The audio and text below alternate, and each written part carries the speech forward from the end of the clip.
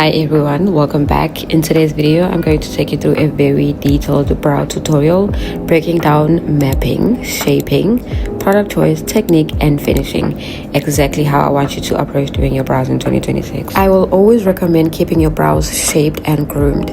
Regular brow shaping is a pro tip because it creates a ready brow structure, making your makeup application easier, quicker, and more precise. So this is your sign to go see a brow professional. I gently brush the brows up into their natural position using our Glow Tunnel Brow Wax. This will help you see gaps, uneven growth, and overplucked areas very clearly. It will also fix and hold your brows up for 24 hours straight, so I highly recommend investing in a good brow wax. One that does not leave white residues, does not crack or dry up.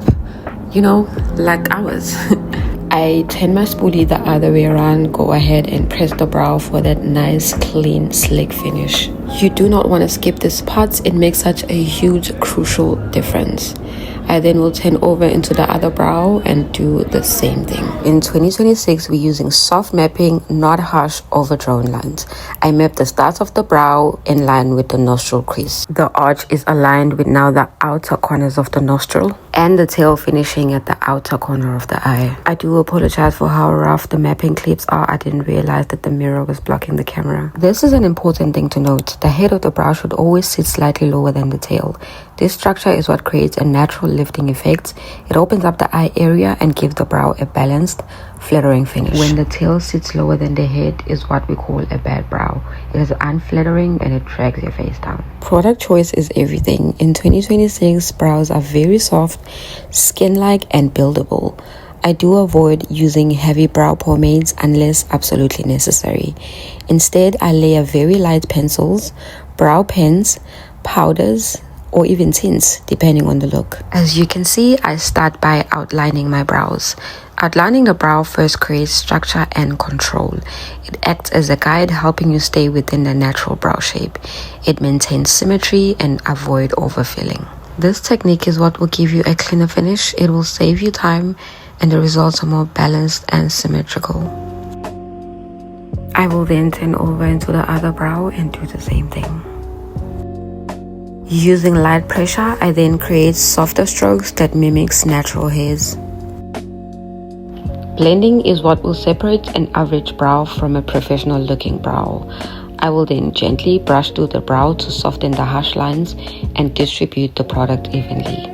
If anything looks too strong, I diffuse it immediately. You will then take a concealer that matches your face or that is 1 or 2 shades lighter. Changing your concealer brush gives you a more sharper, more controlled edge.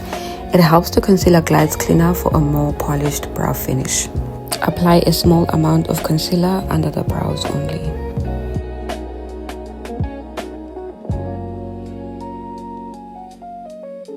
I then take my concealer wheel to find a shade that matches me.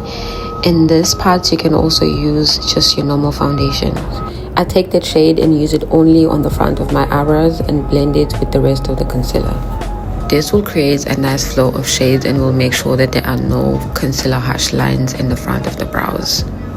As you can see, it is blended nicely and only the lighter concealer is supposed to highlight the brow bone. I will go ahead and soften the front of the brows until I am satisfied. This last part is completely optional. I do take my fixing powder. I use a small powder puff. I will take the products and dab slightly into the brow. This will make sure that the brows are fixed and that they are set on the skin. This will most likely will not move the brows and will make them last longer. It is what I would like to call smudge proofing. I went ahead and finished the rest of my makeup and these are the final results. If you found this tutorial helpful, please save it, share it, and come back to it as you practice. Ladies, please remember that techniques improve with patience, intention, and consistency. Love you, bye.